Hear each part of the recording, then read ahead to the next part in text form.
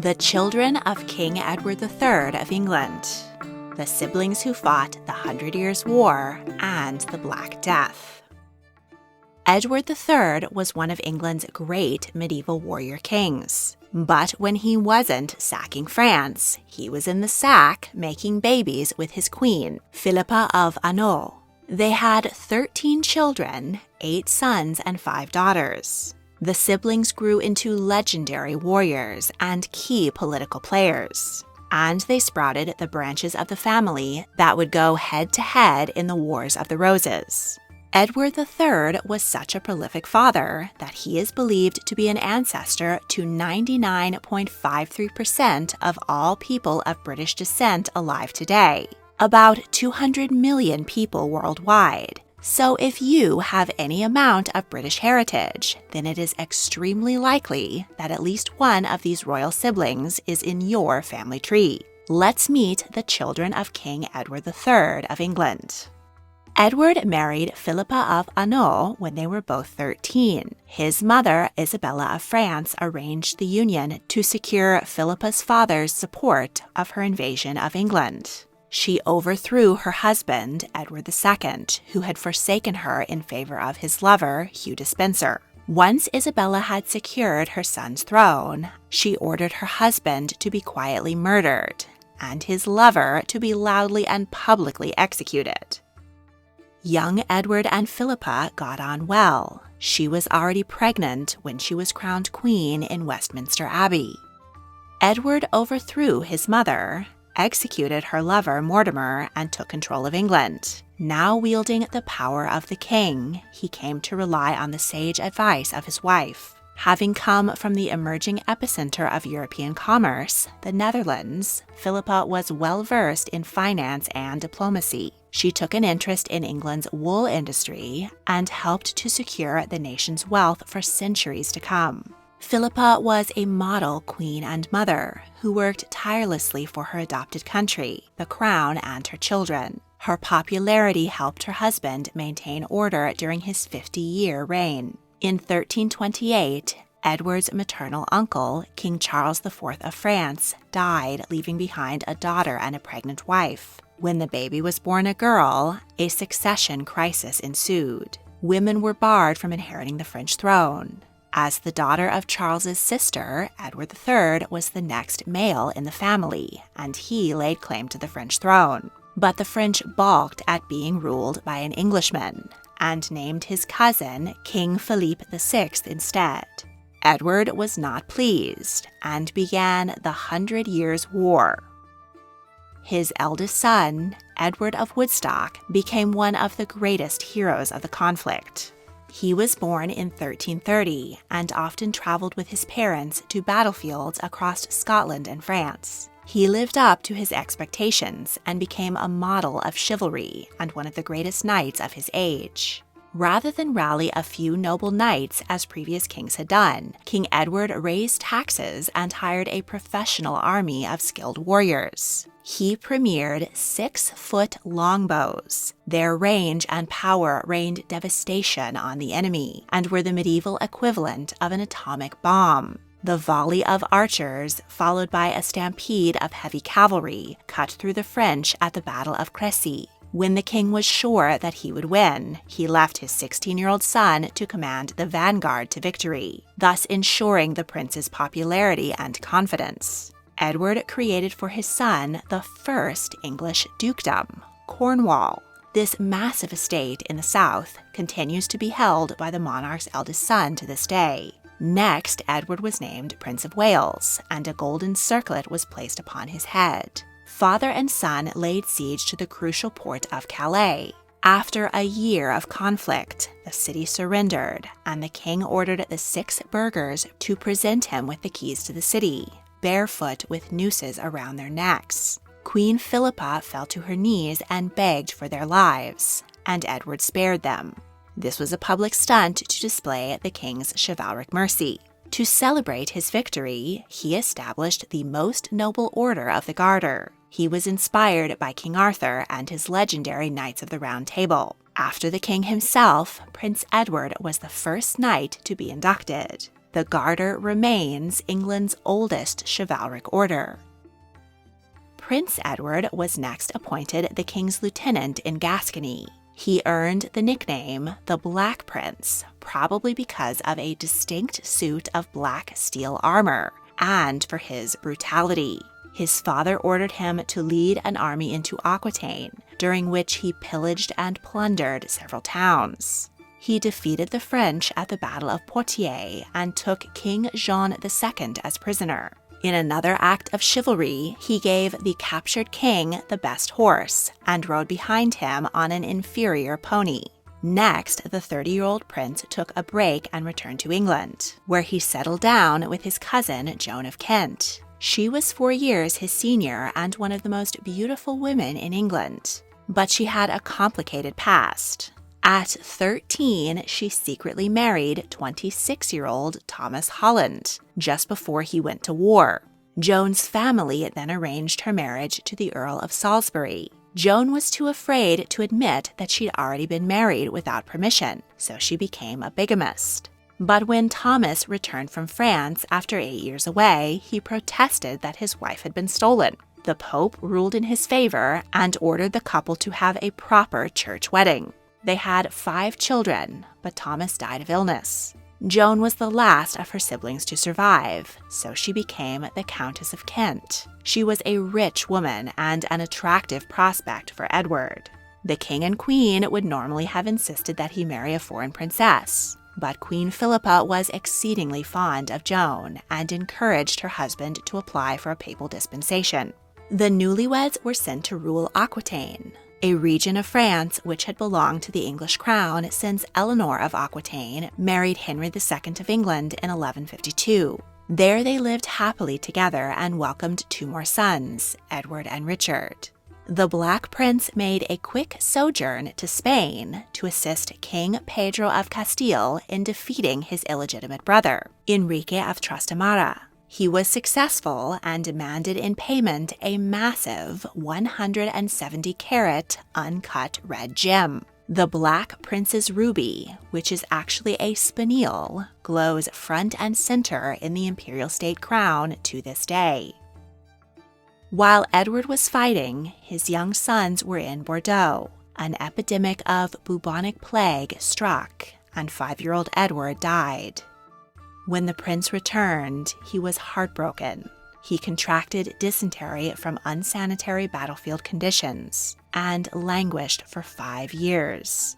The once celebrated knight could no longer mount a horse, and he surrendered his command.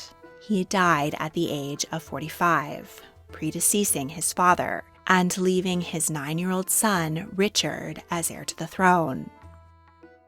Isabella was born in 1332 and named for her grandmother, Isabella of France. She was her father's favorite child and was rocked in a gilded cradle lined with taffeta and covered with a fur blanket. Her gowns were crafted from imported Italian silk, embroidered with jewels and lined in fur. Isabella and her siblings were waited on by a house full of maids, butlers, and tutors. When she was 3, her father arranged her marriage to King Pedro of Castile, but eventually her younger sister was sent in her place.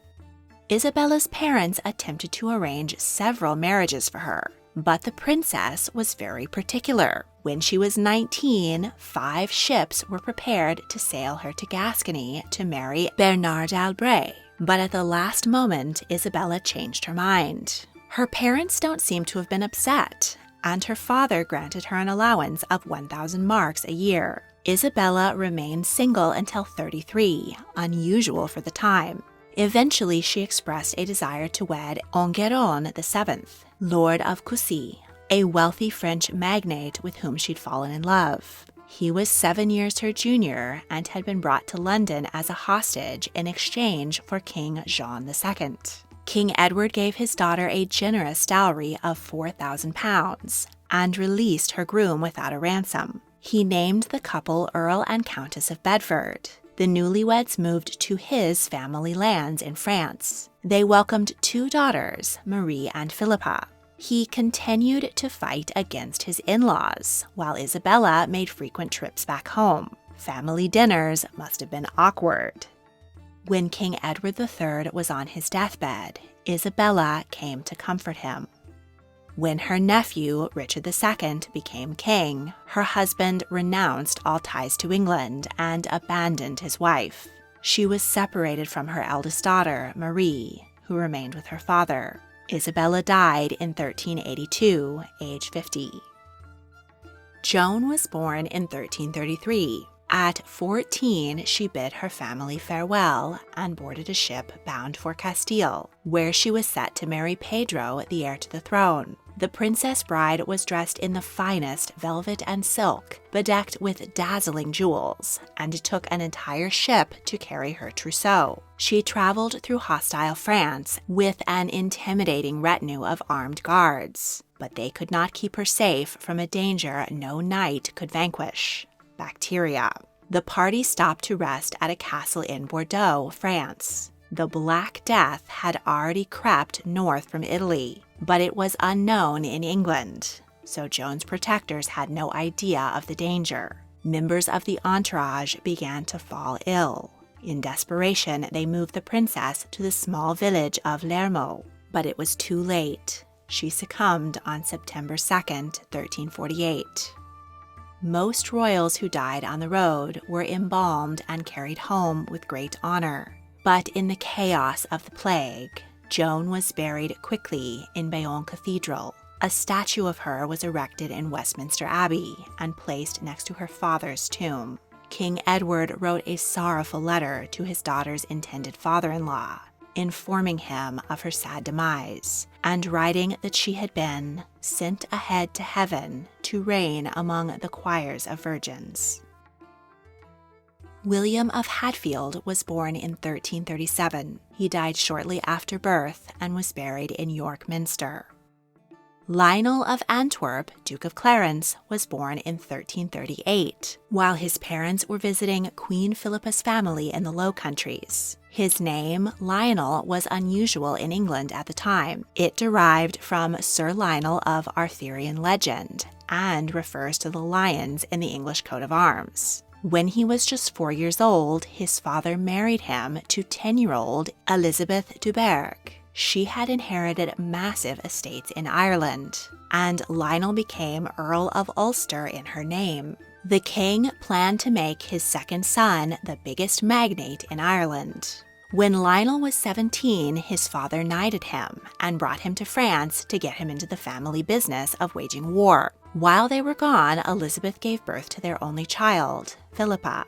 Lionel had grown into a handsome and strong young man who supposedly stood nearly 7 feet tall. Like his big brother, Lionel was a worthy soldier. He showed off in jousting tournaments, was created a Knight of the Garter, and went to war with Scotland. Once he was trained up a bit, his father named him Lord Lieutenant of Ireland. Though the English crown claimed possession of all of the island, the local clan leaders were really in control. They opposed Lionel and gave him plenty of trouble. He made Dublin his base and renovated the castle. From there, he sent out troops to subdue the Irish. To further aid his son, the king named him Duke of Clarence, making him the first Irish duke. Elizabeth died after 25 years of marriage, and Lionel continued to try and control her lands. Despite his father's ample financial support, he found taking control of the island impossible. He gave up the thankless job and returned to England. A second political marriage was soon arranged with Violante Visconti, daughter of the Lord of Milan. In exchange for a prestigious alliance with the Plantagenets, the Lord gave Lionel half of his land and 2 million gold florins. King Edward's new ambition for his second son was to make him King of Italy and possibly even Holy Roman Emperor. In Milan, he enjoyed 5 months of feasts and tournaments with his new bride. But the prince fell suddenly ill with an unknown malady and died at 29. There were suspicions that he had been poisoned, but by whom and why is unknown. Lionel's body took the long journey back to England and was buried in Clare Priory next to his first wife. John of Gaunt, Duke of Lancaster, was born in 1340 in Ghent, Flanders. His nickname is an anglicized version of his birthplace. At the time, his father was securing loans from Flemish merchants for his war with France, and his mother was being held as surety. Edward III was not present for the birth of his third surviving son, but he soon retrieved his queen and baby prince. John spent his childhood in the household of his older brother, Edward, Prince of Wales, who was 10 years his senior. He idolized his chivalric sibling, who taught him the ways of knighthood. At 10, John was on Edward's ship during the Battle of Winchelsea. Queen Philippa watched from the shore as her two sons faced hand-to-hand combat and sinking ships. But they were victorious. France was getting their butts kicked in pitched battle with the English. So when Charles V became king, he took on a new tactic. The French simply refused to come out of their castles and fight. The Plantagenet army raided the countryside, pillaging towns and slaying peasants. But without the French army to whoop, they were denied any real victory or gains in the war. John led plenty of these raids, but he also possessed great diplomatic skills. Even the Scots respected him. After King David II died without issue, the idea was floated that John might be named the new King of Scotland. But an actual Scot, Robert II, was chosen instead. At 19, John wed 17-year-old Blanche of Lancaster. She and her sister Maud were heiresses to the largest property portfolio in England, the Duchy of Lancaster. Maud died at 22, thus Blanche inherited it all. And since women's property really belonged to their husband, John was the second wealthiest man in England after his father. They had a happy marriage and 7 children, but she died at just 26, possibly from the Black Death. By the time John was 27, the Anglo-French rivalry had manifested in English support for Pedro of Castile versus French support for his illegitimate half-brother Enrique of Trastamara. John led the vanguard in the Battle of Najara and won. Prince Edward brought Pedro's 2 daughters, Constance and Isabella, back to France as surety that their father would pay for helping win back his throne. But Pedro was assassinated before he could pay up. To recoup his loss, Edward married Constance and Isabella to his brothers John and Edmund.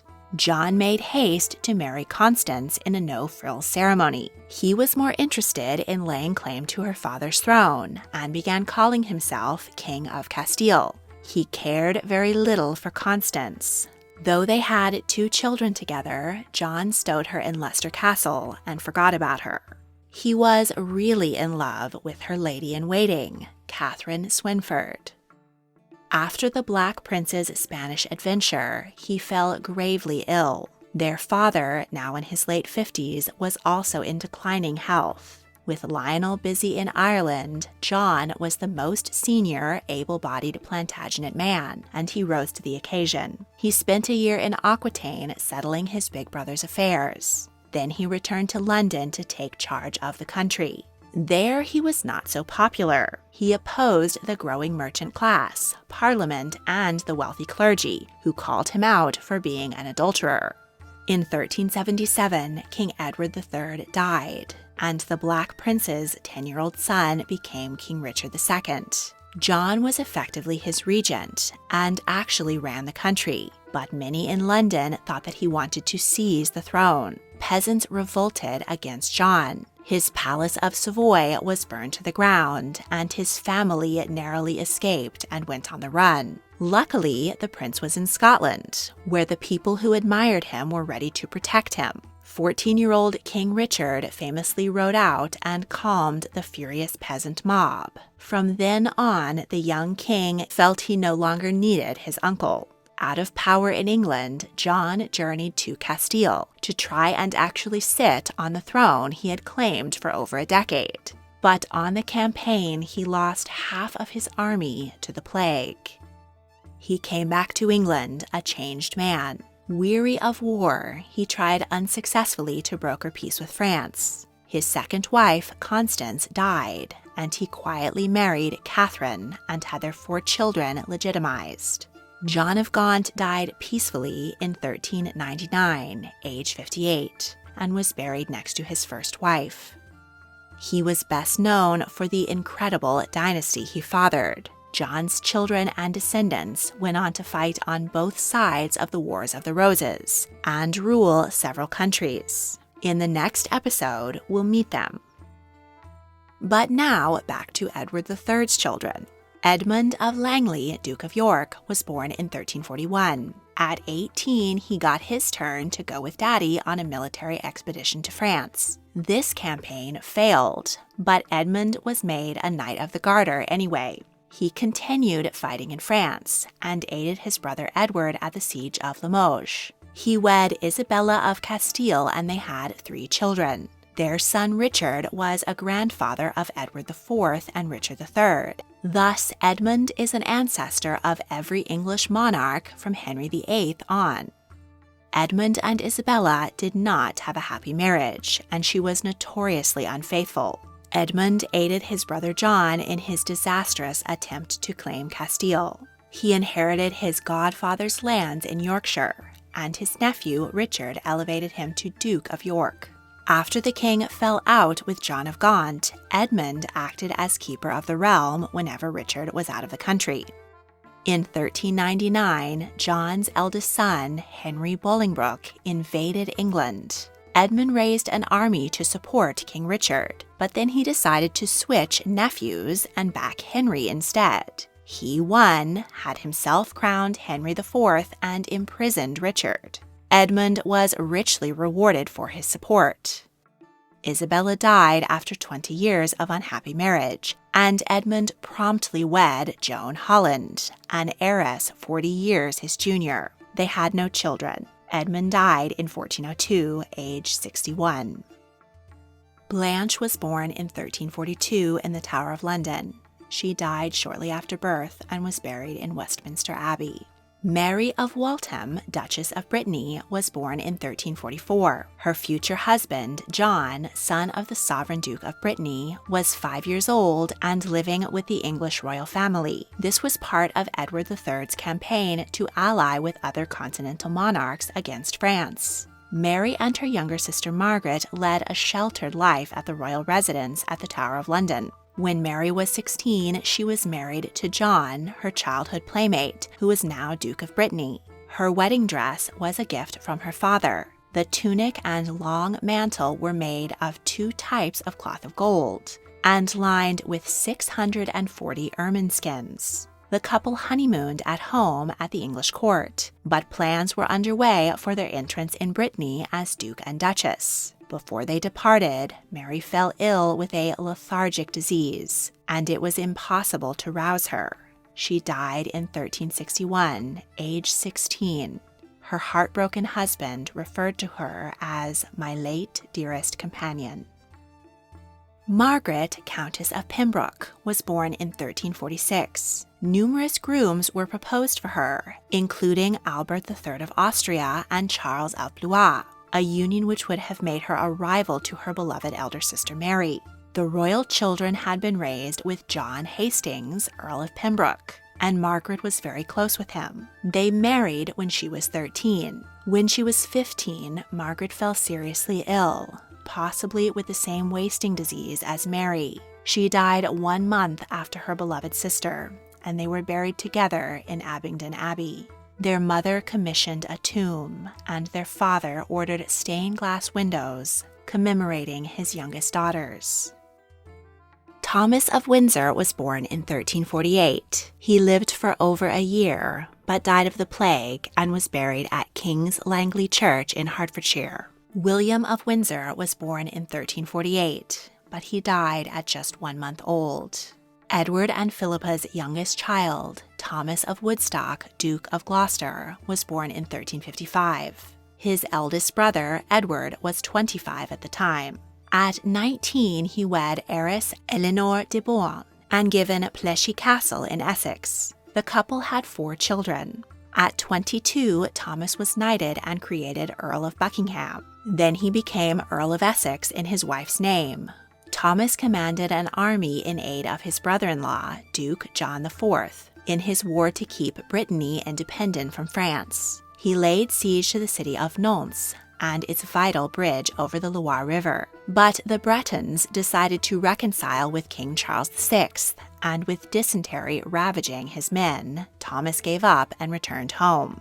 There he discovered that his brother, John of Gaunt, had married his son, Henry, to Thomas's sister-in-law, Mary de Beaune. Thomas had been hoping to maintain control of both his wife and sister-in-law's lands and fortunes, and he was miffed. Still, he aided his brother and nephew in squashing the peasants' revolt. He was named Duke of Gloucester in gratitude. Richard II was unpopular and seen as extravagant and incompetent. Thomas continued to be at odds politically with his sovereign nephew. He even went so far as to get involved with a rebellion against the king, but it was defeated and Thomas was imprisoned. While the prince awaited trial for treason, he was murdered, probably on the king's orders. Parliament declared Thomas posthumously guilty, and his estates were forfeit to the crown. But his death made Richard II even more unpopular. Edward III didn't just father 13 children by his wife. Towards the end of Queen Philippa's life, the king had an affair with her lady-in-waiting, Alice Piers. He was 52 and she was 16. They had 3 children together. After Edward III's death, his royal offspring accused Alice of manipulating the elderly senile king. They seized her property and ousted her from court. They had nothing to do with their illegitimate half-siblings, who got little benefit from being the children of a king. The eldest, Sir John de Southeray, married Maud Percy, the daughter of a wealthy baron. Sir John's wife divorced him, claiming that she had never consented to the union. He tried to redeem himself by serving under his royal half-brother, John of Gaunt, during his plagued Castilian campaign. But when the soldiers went unpaid, bitter Sir John led a mutiny. His brother took mercy on him. He was the only mutineer who was spared execution.